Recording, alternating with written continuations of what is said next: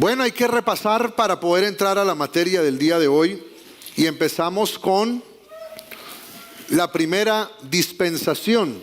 ¿Cuál fue la primera dispensación? La inocencia, la inocencia. ¿Dónde comienza? ¿Y cuándo terminó? Con la expulsión. Llegamos a la segunda dispensación. ¿Cómo se llama?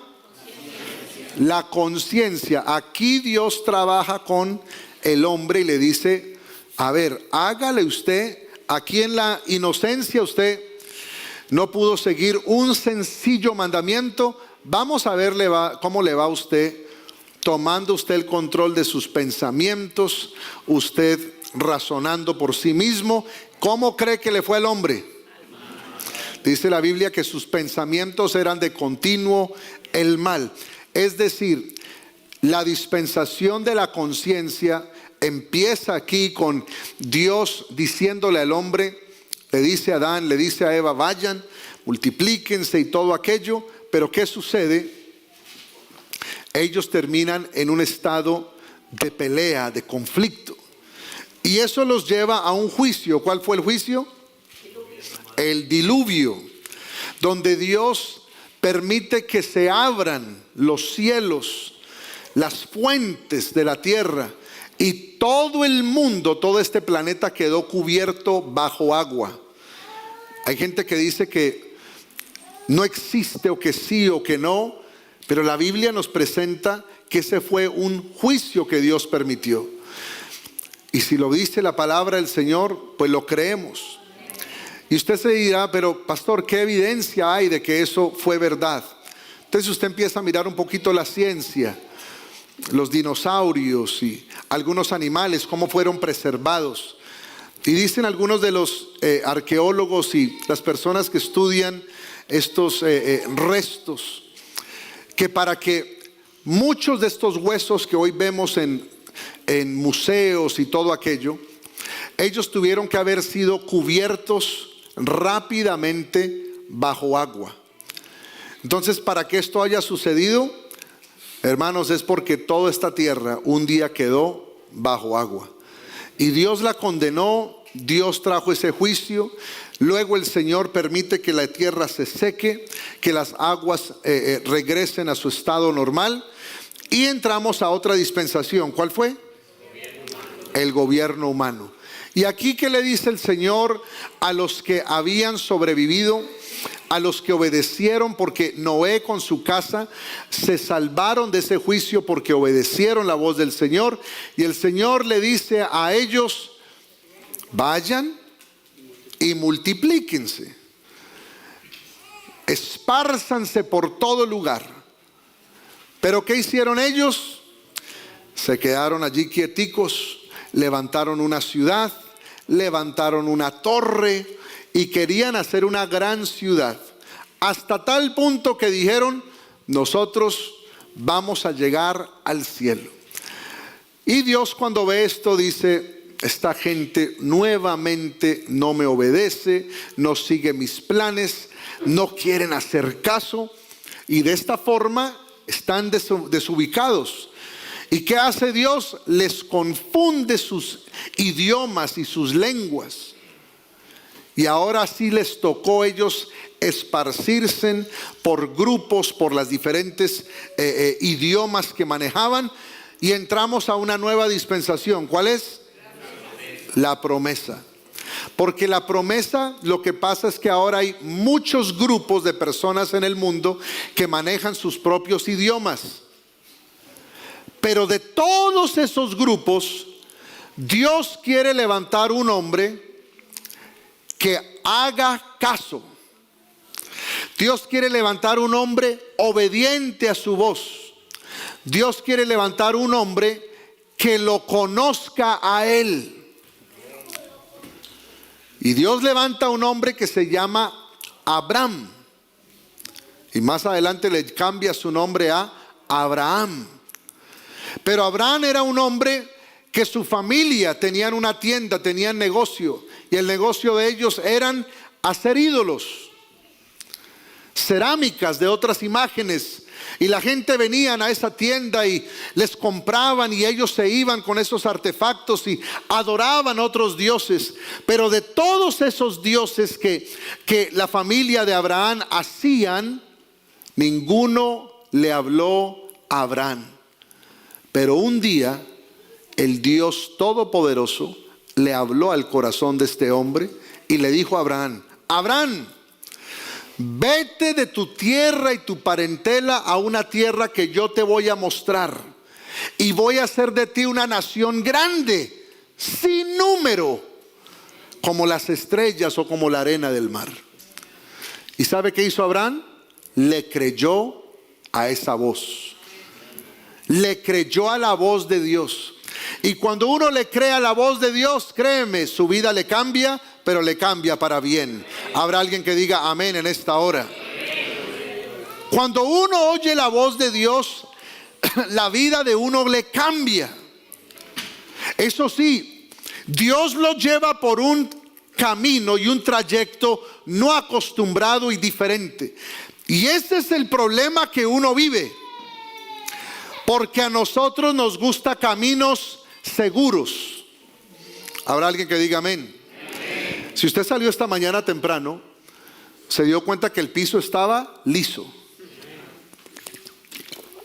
Entonces yo salí y no quería cambiarme por nada, no me iba a cambiar la ruta, porque yo llevo una ruta para llegar acá donde el camino no es tan inclinado, tan empinado, porque yo sabía, donde yo me vaya por una ruta diferente, corro peligro. Un día saliendo de acá, el año pasado, cayó una nevada, así de repente cayó una nevada, y recuerdo que iba con mi hijo mayor, y allí, por yo salirme del camino, terminé el carro, di una vuelta, o sea, se resbaló el carro y terminé en el frente del parqueo de una casa. Gracias a Dios no me pasó nada, pero a veces es la nieve y todo eso, ustedes ya saben, es peligroso. Entonces, cuando uno enfrenta eso, cuando uno sabe que hay situaciones así, ¿qué quiere uno? El camino más seguro. Y Dios le dice a Abraham: vete de tu tierra. Hago una pregunta, no tiene que testificar mucho, pero muchos de los que están aquí vinieron por un camino peligroso hacia los Estados Unidos, ¿cierto? ¿Cuántos tuvieron miedo en ese camino? No levante la mano, solamente diga amén. Pero ¿cuántos tuvieron miedo? Amén. Un camino difícil, un camino que usted no conocía. Pero usted sabía que era mejor, tenía una esperanza de que aquí era mejor que allá. Y eso lo impulsó a atravesar un desierto, a atravesar coyotes, a atravesar lo que fuese, fieras, animales, gente rara, para llegar hasta acá. Amén. Piensa en eso. Mucho de nuestra gente y nuestra cultura hizo cosas extremas y de valientes porque tenían la esperanza de que aquí era mejor que allá. Si eso es capaz de uno hacerlo por algo terrenal y por unos pesitos, yo le quiero decir a todos aquí, a los amigos, allá es mejor que acá.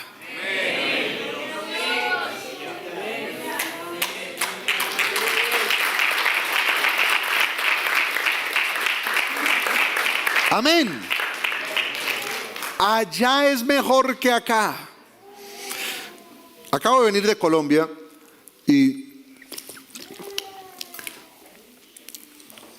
tuve que manejar en la ciudad de Cali y tuve que manejar en la ciudad de Medellín. Para los que no saben, anoche hablaba con Doralicia y con Luis.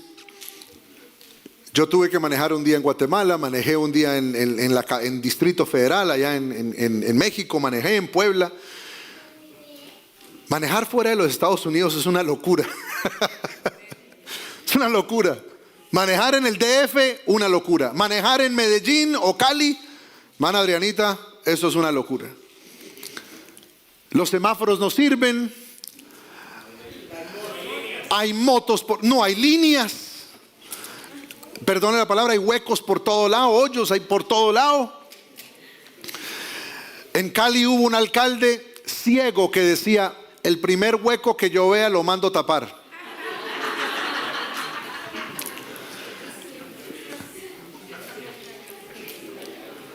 Difícil manejar. Motos, bicicletas, la gente se tira. Y peor, si usted le pega a alguien, ay Dios mío. Entonces, ahorita está mi esposa manejando y dice: esto es una locura. Y mi esposa me dice: le doy gracias a Dios que vivimos allí en Connecticut. El tráfico de aquí es tranquilito. Entonces, en nuestra humanidad nos damos cuenta que aquí es mejor que allá, pero no podemos olvidar algo, que aunque llegamos a este país porque aquí es mejor que allá en algunas cosas, que no se nos olvide que el Dios que nos trajo aquí por X, Y o Z razón, nos permitió encontrar algo, que aunque aquí es bueno, hay algo mejor. Hermano, el cielo, la eternidad, la salvación de nuestras almas no se compara con las cosas que podamos disfrutar en este mundo. La eternidad con el Señor tiene que ser nuestra meta. Por eso no podemos soltarnos de su mano. Entonces, en esta dispensación que se llama el gobierno humano, la promesa, Dios llama a un hombre que se llama Abraham y le dice: Abraham, vete de tu tierra y tu parentela a un lugar que yo te voy a mostrar. Vete. Y ese hombre se fue. Yo traté de manejar un momentico en Cali sin GPS. No me fue muy bien. Porque sin dirección, ¿cómo llega uno? Y Dios le dice a Abraham: vete de tu tierra, deja todo lo que tú conoces, deja toda tu comodidad, tu seguridad, déjala a un lugar que no te lo estoy mostrando ahorita, a un lugar que te mostraré.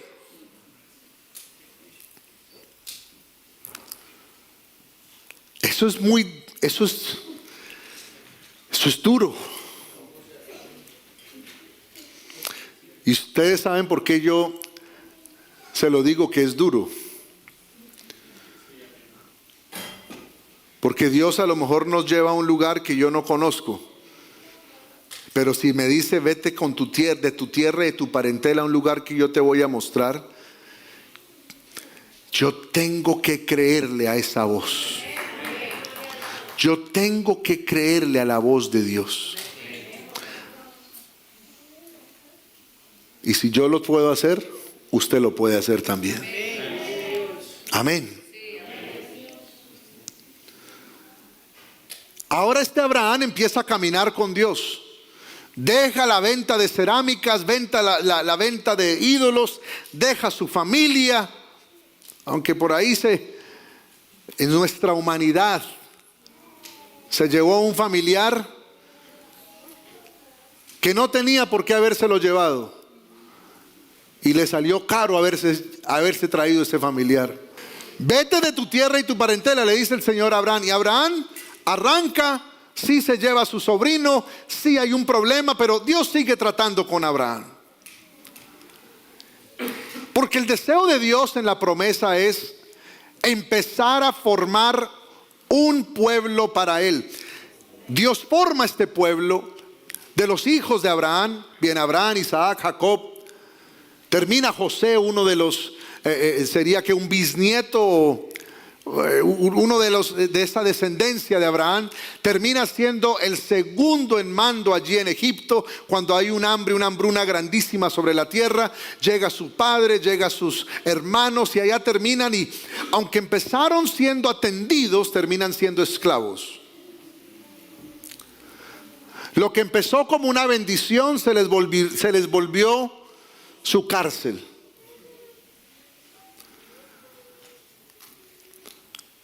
Y estando ahora siendo esclavos en Egipto, Dios levanta a otro hombre que se llama Moisés. Y usa a Moisés para sacar al pueblo de Israel, y salimos de la dispensación de la promesa y entramos a la dispensación donde estamos ahorita, que es la ley. Es la que estamos enseñando ahorita, la ley. Y llegamos a la ley, y en la ley ahora Moisés está al frente de toda una nación que muchos de ellos solo conocieron a Egipto. Sus costumbres, sus templos, sus edificios, sus dioses, sus prácticas, sus ritos. Y está ahora Moisés lidiando con una mentalidad de personas que fueron esclavos por 400 años, que hay una generación de muchachos, de adolescentes, de niños y jóvenes que solo conocen la cultura egipcia. Y se acostumbraron a la mentalidad de esclavo. Y se habían olvidado y no tenían ni idea que con ellos había uno más grande que el faraón. Pero esta mentalidad no es fácil romperla, porque aunque el Dios de ellos muestra su brazo y su mano fuerte, los saca de allá por medio de las plagas, destruye al faraón, destruye sus ejércitos, abre el mar en dos y luego los consume. Pero al poco tiempo de estar allí, el pueblo de Israel, que fueron esclavos, se están quejando y quieren atravesar y regresar a un estado de esclavitud.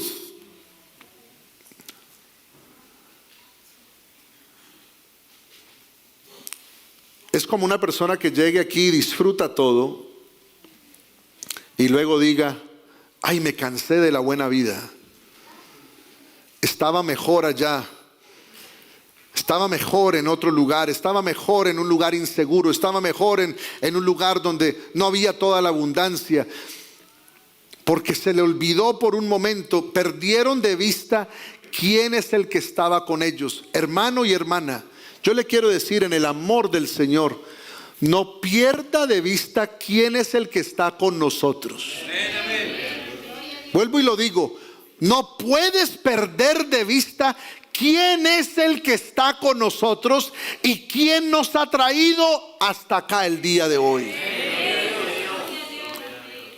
No pierda eso de vista. Usted no está aquí por milagro suyo, usted está aquí por la gracia y la mano poderosa de Dios.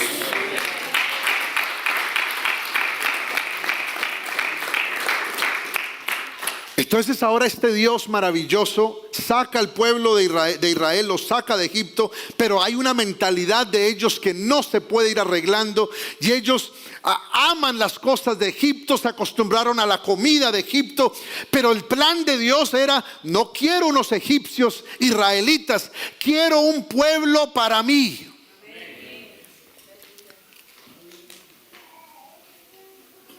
No quiero unos israelitas con sabor a Egipto, quiero un pueblo consagrado para mí. Y entonces Dios levanta a Moisés y le dice: Moisés, yo te voy a dar unas pautas porque usted me va a empezar a hacer un culto a mí. Cuando eras niño, Moisés, tú veías los cultos de Egipto, pero ahora tú me vas a hacer un culto a mí como yo lo pido. Y Dios le da a Moisés un plan. Y Moisés arma, con medio de todas las riquezas que Egipto le puso en los bolsillos de los israelitas, con esa riqueza ahora Israel levanta lo que se llama el tabernáculo,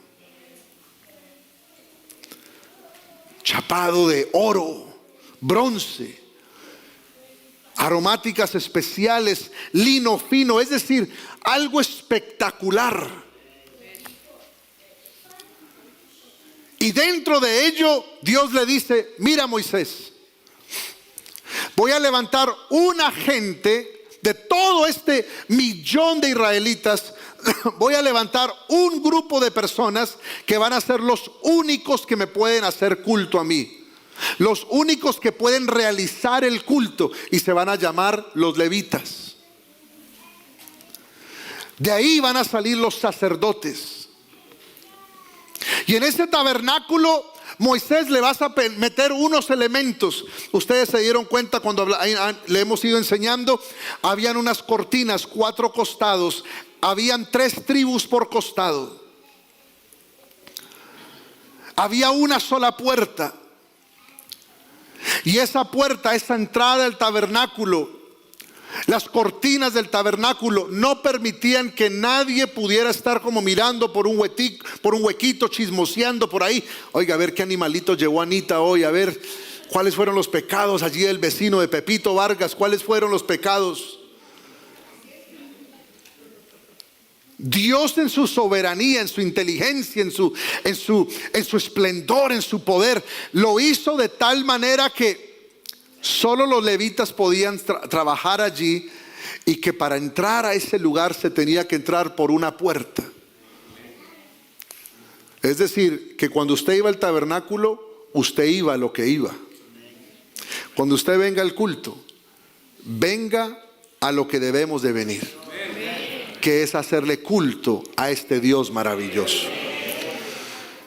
Entran al tabernáculo, y si usted se ha encontrado, lo ha visto, se encontró con el altar de bronce. Luego se encontró con el lavacro de bronce. Y luego había otra estructura dentro de ello que se llamaba el lugar santo. Y para allá es donde vamos llegando. Porque el altar de bronce, usted ya se dio cuenta, le traía a usted el animalito al sacerdote, y el animalito tenía que ser inspeccionado, tenía que ser perfecto. Lo amarraban, ponían las manos sobre él, y luego el sacerdote hacía una oración y degollaba el animalito. Y esa sangre del animalito, esa vida del animalito, era el precio. Tomaba él el pecado de ese hombre adulto, esa borrachera, esa fornicación, adulterio, mentira, esto, lo otro, por romper las leyes de Dios, caían sobre el animalito. Y alguien dirá: ay, qué pesar. O era el animalito o era el humano. Y yo tengo en mi casa un perrito. Lo queremos mucho. Bueno, mi esposa lo quiere más que yo. Pero si yo tengo que escoger entre mis niños y el animalito, ganan mis niños.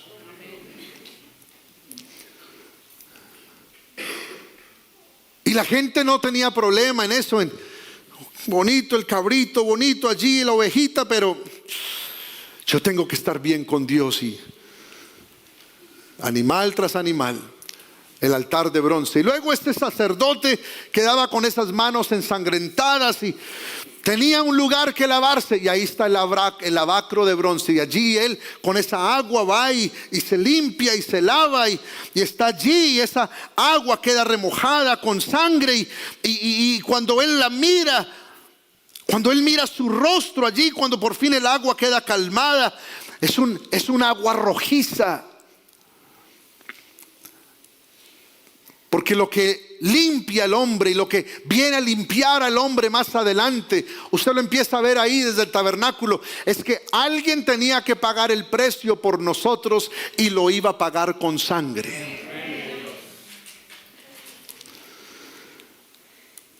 Y usted entra ahora en lo que es el lugar santo, y usted en este lugar santo encuentra 2 espacios. El primer espacio del lugar santo, o de esta tienda ahora que se llama el lugar santo, usted encuentra 3 elementos: el candelabro, unas aromas allí también, algo que huele rico, un incienso, y encuentra unos panes. Y luego en la otra parte se llama el lugar santísimo. Y hoy no me voy a meter en todos esos elementos, pero quiero ir mostrándoles. Llega al lugar santísimo en esa arca grande, que en estos días la volvemos a traer acá. Esa arca grande está allí, completamente hecha en oro, donde cubrieron las paredes que eran de madera, las cubren de oro, y desde allí Dios le habla a un sumo sacerdote una vez al año lo permite entrar allí y le da unas palabras para todo el pueblo. Una vez al año podía ese hombre entrar allí. Y dice la historia o las tradiciones que ese hombre, a sus vestiduras le cosieron unas campanas. Y cuando él entraba al lugar santísimo, le amarraban una soga al pie. En dado caso de que él, su vida no estuviera limpia delante de Dios y cayese muerto, lo pudieran arrastrar o sacar de allí con esa piola.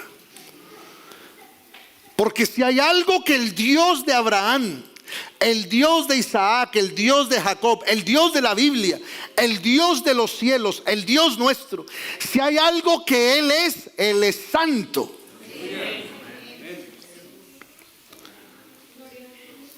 Él es todopoderoso, pero Él es santo. No hay otro como Él.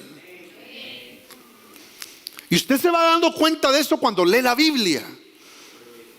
Porque en este mundo hay muchos dioses.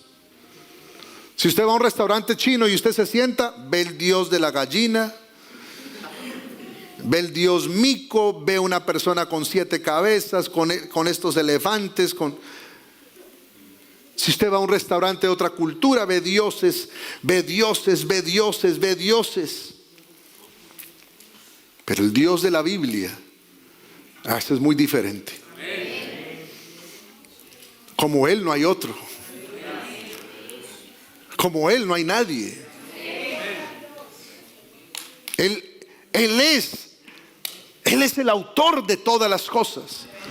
Por eso cuando Él le habla a Moisés y le dice, Moisés le dice, ¿cómo yo te puedo presentar delante del pueblo de Israel? ¿Cómo yo te puedo presentar delante de la gente?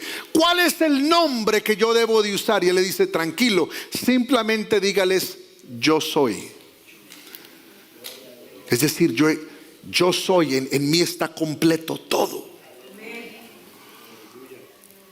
El Dios de la Biblia, el Dios de ese libro que usted tiene ahí, el autor, el que inspiró esos 66 libros, no hay nadie como Él. Yo no se lo digo para meterle a usted aquí positivismo y que usted me dé un amén. No, es que yo lo he visto en mi vida, no hay nadie como este. Como este Dios no hay nadie. Vea, hermanos,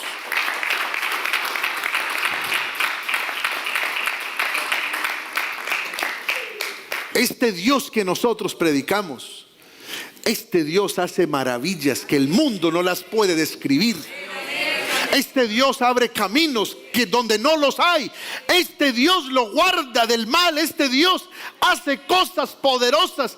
Este Dios que nosotros conocemos, no hay otro como Él. No hay otro como Él.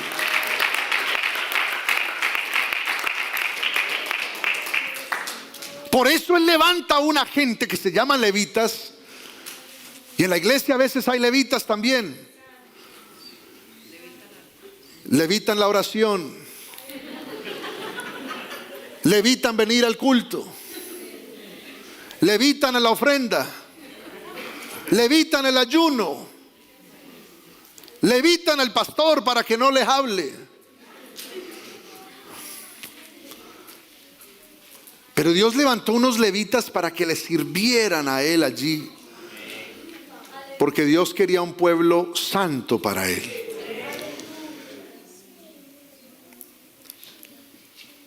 Si usted mira la historia de estos levitas, usted se va dando cuenta que se volvió un trabajo monótono.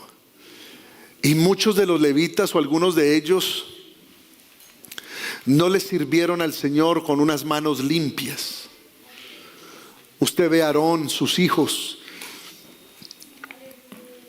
cometieron unos errores muy grandes y eran de los permitidos de servirle a Dios. Pero como todo el tabernáculo apunta a Jesucristo, yo le quiero hacer una asociación en esta mañana o en esta tarde ya. Porque en esa fuente que usted ve allí, perdón, en ese altar de bronce, en ese asador grande que lo que era, tenía que ir un cordero o un sacrificio. ¿Y sabe qué dice la Biblia acerca de Jesús, el cual es Dios? Cuando Juan el Bautista ve a Jesús, dice, ahí está, el Cordero de Dios que quita el pecado del mundo. Entonces en ese altar de bronce, ahí usted ve a Jesús. En el lavacro, usted ve un agua aquí con sangre. Pero Jesús, Él nos presenta y Él nos habla y Él nos dice, le dice por allá una señora, Jesús tratando de acercársele al hombre, aunque era de otra cultura, aunque era de otra región, se le acerca a una mujer y le dice, mujer, dame de beber. Le pide agua. Y esa mujer le dice, ¿cómo tú siendo judío me pides a mí agua? Y Jesús le responde, le dice, si tú supieras quién soy yo, si tú supieras quién es el que te está pidiendo agua, tú me pedirías y yo te la daría. Porque el que tiene sed o el que necesita ser limpio, lo único que tiene que hacer es abrir su boca. Y aquí está Jesús para saciar su sed y para lavar y limpiar su alma.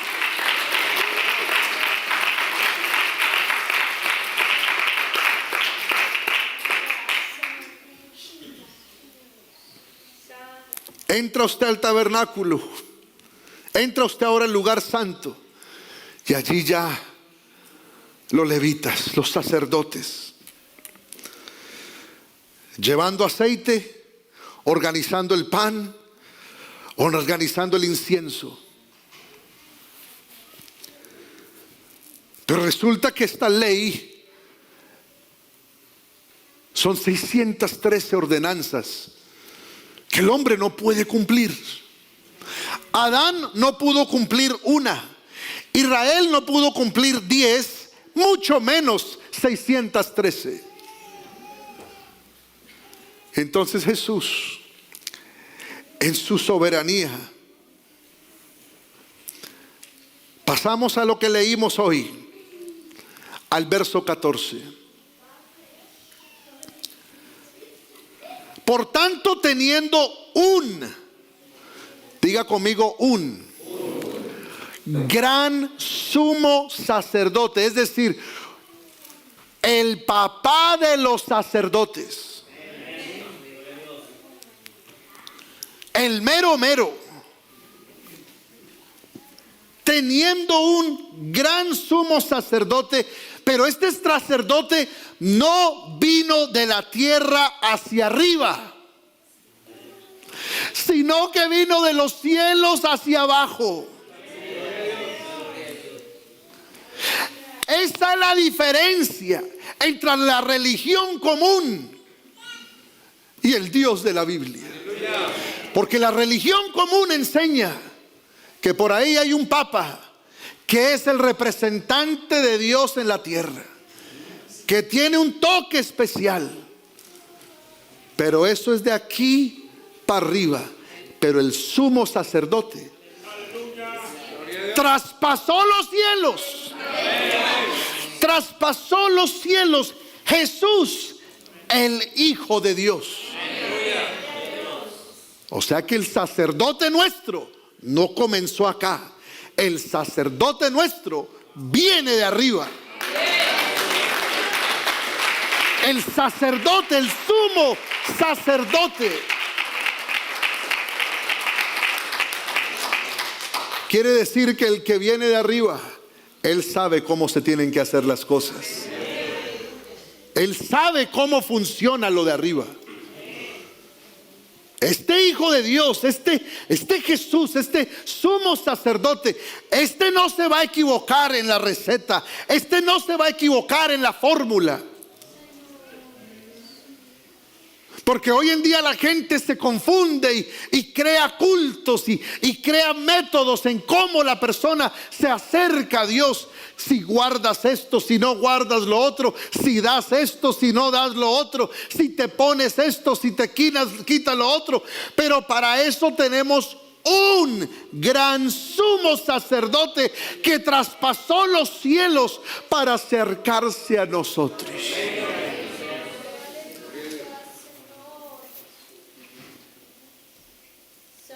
Me gusta como lo dice de esta manera. Jesús es el Hijo de Dios y es nuestro gran jefe de sacerdotes, que ha subido, que ha atravesado los cielos. Por eso debemos seguir confiando en Él.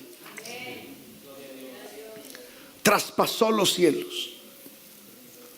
Verso 15. Porque no tenemos un sumo sacerdote que no pueda, diga conmigo, que no pueda. Es decir, Jesús sí puede compadecerse de nosotros. Alguien diga amén. Él sí se puede compadecer de usted y de mí.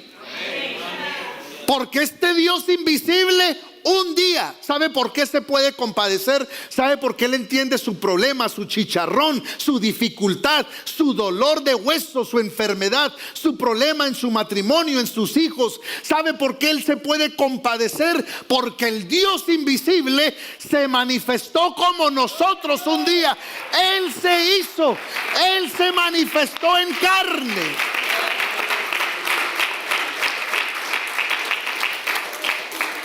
Por eso la doctrina de la unicidad es tan importante en la vida del creyente. La Trinidad enseña, la doctrina de la Trinidad, lo que predica la Iglesia Católica, la doctrina de la Trinidad enseña que el Dios Padre envió al Dios Hijo. Lo que significa que Dios Papá no se podría compadecer de mí, porque para yo compadecerme con otro es porque me he parado en sus zapatos.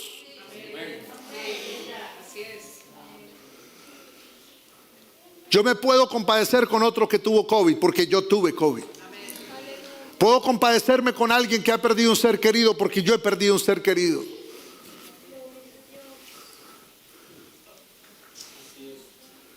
Pero no me puedo compadecer con alguien que no he vivido su experiencia. Pero este Dios que tenemos, este Dios, Él sí se puede compadecer de nosotros. Porque no tenemos un sumo sacerdote que no pueda compadecerse de nuestras ¿qué? O sea que Jesucristo conoce sus debilidades y las mías. Sino que uno que fue tentado en todo, según nuestra semejanza, pero sin pecado.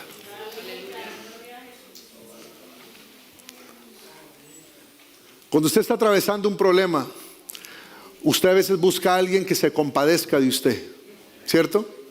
Ay, ¿quién me puede ayudar? ¿Quién me puede ayudar? ¿Quién ha estado en mis zapatos que me pueda ayudar? ¿Cierto? Usted ayuda, usted pide a alguien así.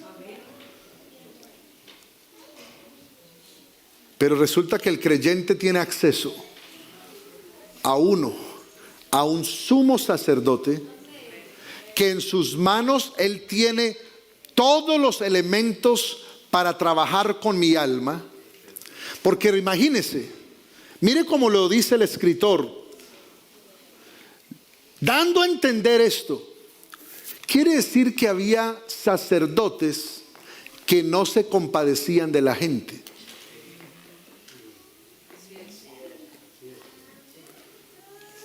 O sea que llegaba la gente al tabernáculo y a lo mejor no tenían mucha platica, llegaban con el animalito más chiquito y a lo mejor el sacerdote ese día, a ver usted, ¿Qué es lo que trae acá? Traigo una tortolita, una palomita. ¿Y qué es lo que, por qué viene a traerla? No, porque es que tanta cosa que he hecho. Y a lo mejor ya de tanto tiempo, imagínese todos los días haciéndole un barbecue al Señor.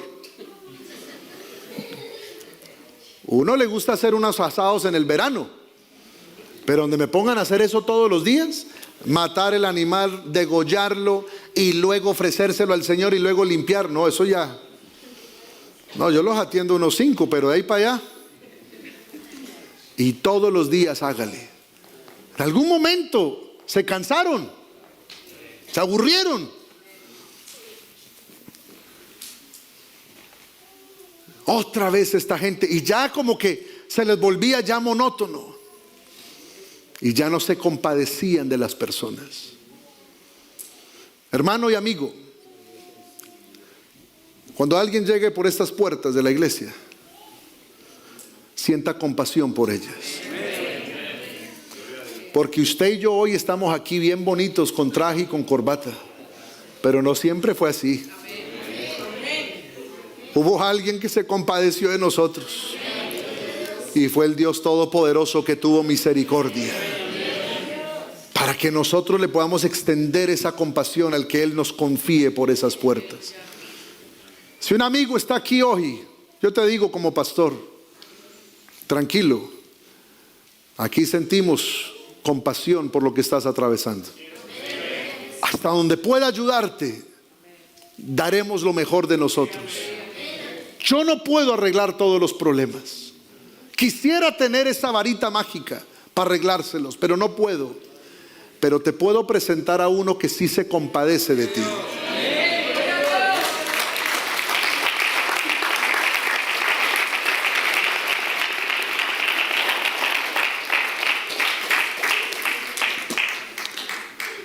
Porque es que para Jesús no hay nada imposible. Él todo lo puede. Él todo lo sabe, Él todo lo puede. Sino que a uno a veces le gusta el camino seguro. El camino seguro. Por aquí es seguro. Por aquí es seguro. Por aquí es seguro. Él me puede ayudar. Ella me puede ayudar. Este camino es más seguro. Esta persona puede meter la mano.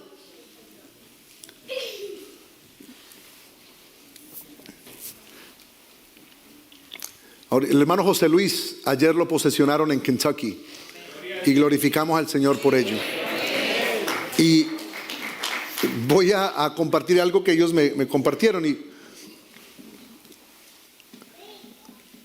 me estaban diciendo que allá en la familia, en el núcleo familiar, había una dificultad con alguien, pensando si se movía o si no. El hermano José Luis me compartía y si nos vamos, si no nos vamos. Y llegó a pensar o a decir que a quién hablamos para que nos dé un consejo en si movernos o no movernos. Pero hermano José Luis, inspirado por el Señor, le habló a su familia y dijo: vamos a orar que Dios nos dirija. O sea, uno a veces hace todo lo posible para que la voz humana, una voz humana, sea nuestra guía y nuestro razonamiento. Pero le quiero decir algo: más sabio y más poderoso que cualquier voz humana es la voz de Dios. Entonces compartía al hermano que estaban orando y Dios les habló a su corazón de que era el momento de ir allí. O sea que los temores que tenían, el Señor les ayudó a superarlos. Y eso nos sucede a nosotros con nuestras vidas, nuestros problemas. A veces no sabemos qué hacer. Hermano, yo mismo estoy en una situación en mi propia vida, algunos de ustedes ya sabrán por qué, que estoy como: Señor, ¿cómo va a ser esto?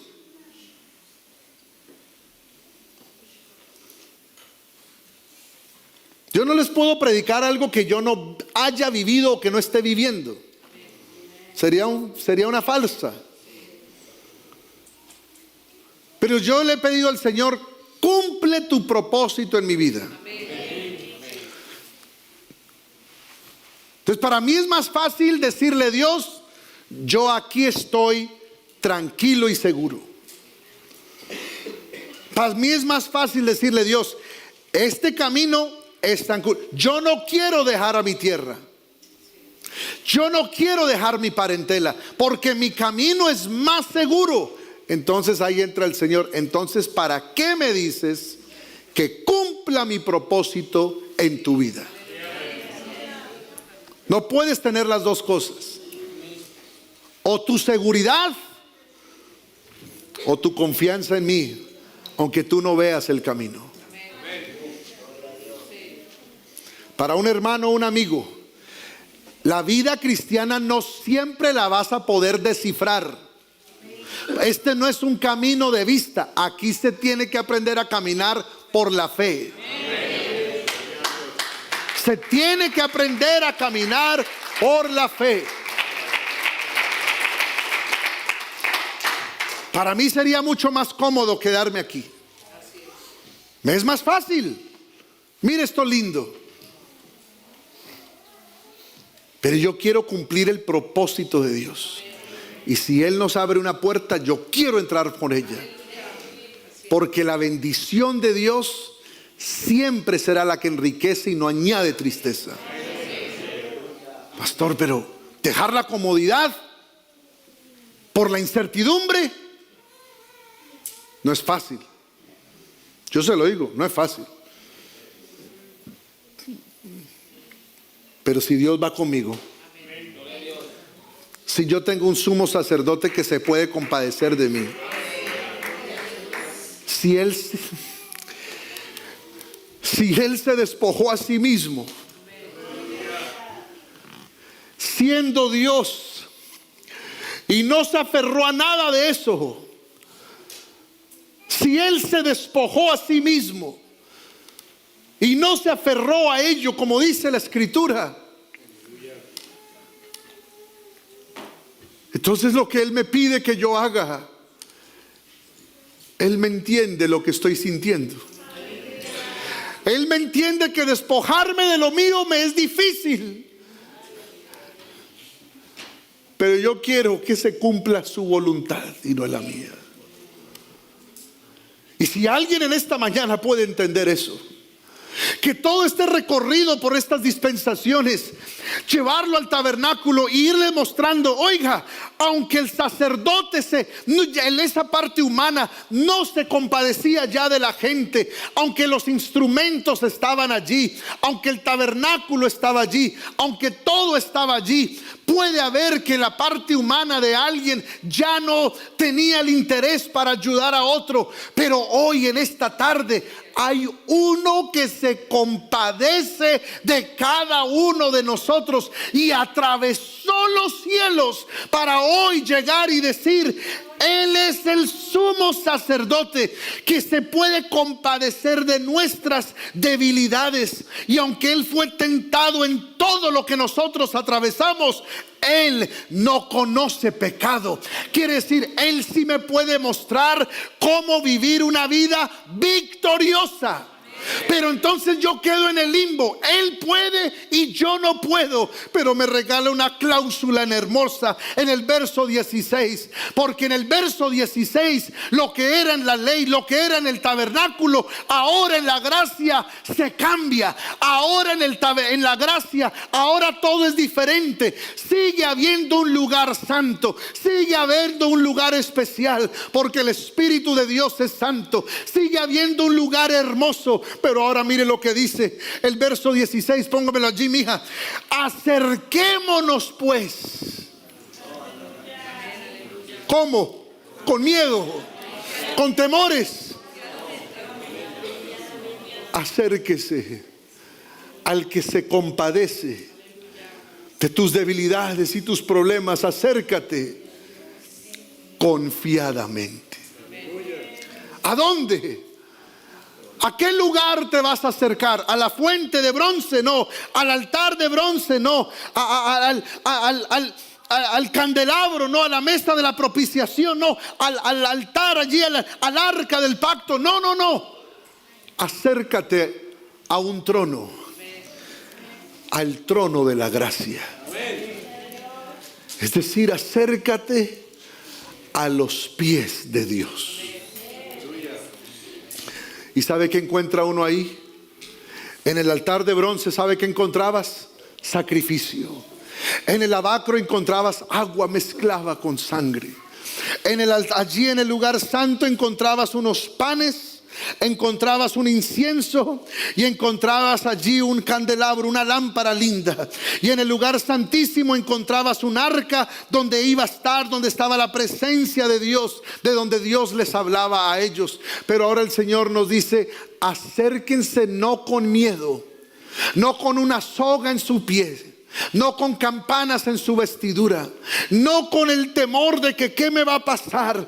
Acércate confiadamente al trono de la gracia y mira lo que vas a encontrar. No vas a encontrar ni un sacrificio, no vas a encontrar un lugar de agua con sangre, no vas a encontrar nada raro. Lo que vas a encontrar es misericordia, y vas a hallar gracia para el oportuno socorro. Lo que vas a encontrar en ese trono es la misericordia de Dios.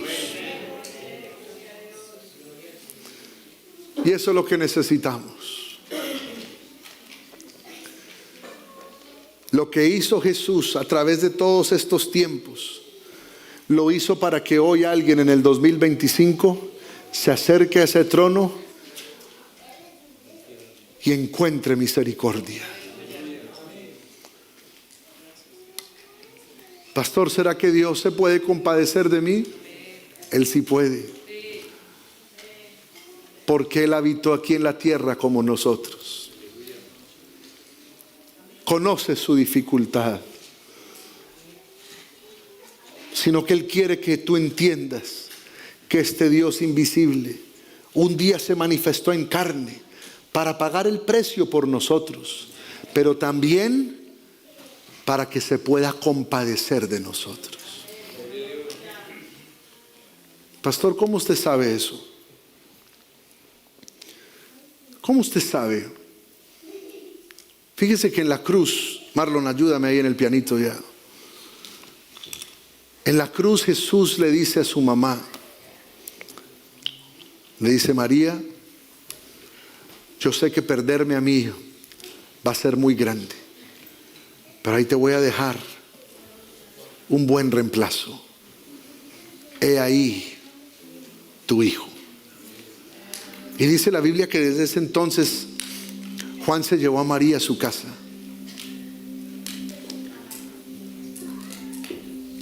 Yo lo he vivido acá, porque yo sí dejé un día mi tierra y mi parentela para venir a servirle al Señor aquí a Conérico. ¿Y sabe qué me regaló Dios? Me lo regaló a ustedes como mi familia. Yo no los conocía, pero Dios me lo regaló a ustedes como familia. Me dio una familia más grande. Yo aquí tengo una hermana en carne en Estados Unidos, tengo una hermana, pero aquí me regaló más de 100 hermanos y hermanas. Y si Él me dice otra vez: vete de tu tierra y tu parentela a un lugar que yo te voy a mostrar, Él lo hizo ya una vez. Yo estoy seguro que Él lo volverá a hacer.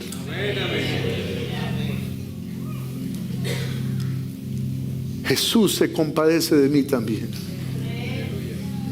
Él entiende lo que yo estoy atravesando y Él entiende lo que tú estás atravesando. Mi deseo para usted, hermano y amigo: acerquémonos al trono de la gracia. Lo que estés atravesando, tu dificultad, tu problema, no dejes que el temor te destruya o te aleje de Dios. No pienses que porque una voz humana no te ha dado la respuesta exacta, todo está perdido. No, acércate confiadamente al trono de la gracia y vas a alcanzar misericordia. Es decir, Él te va a tratar como nadie te ha tratado en este mundo.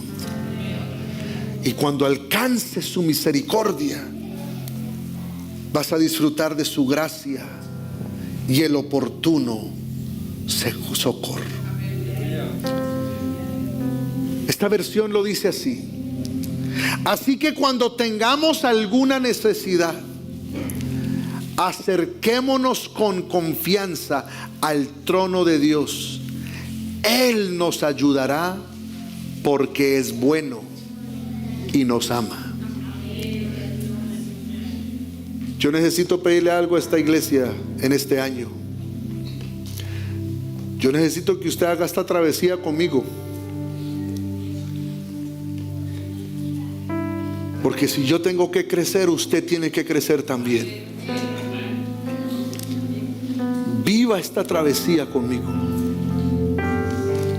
Hemos estado juntos en momentos difíciles y hemos visto la mano de Dios.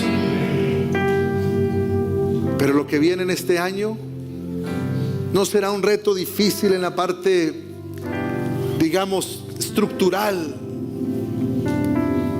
sino en la parte emocional. Pero hay uno que se puede compadecer de nosotros, que entiende lo que todos sentimos. Y usted me disculpará, a veces me dicen: pastor, no nos toque el tema. Yo sé, a mí también me duele. Pero aquí está el que se compadece de todos y el que está en control de todo. Pero yo sí le quiero pedir: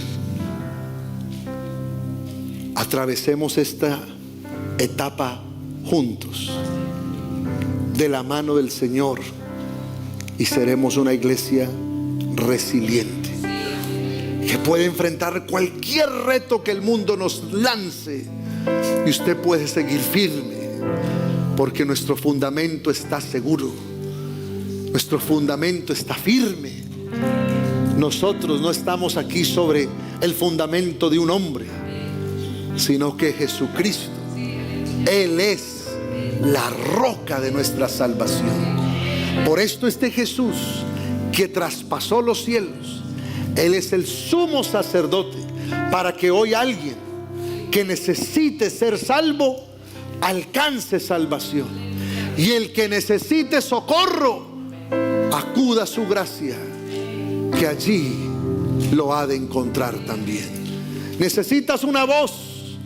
No te ha suplido las voces humanas. Está la voz de Dios, y Él te quiere hablar.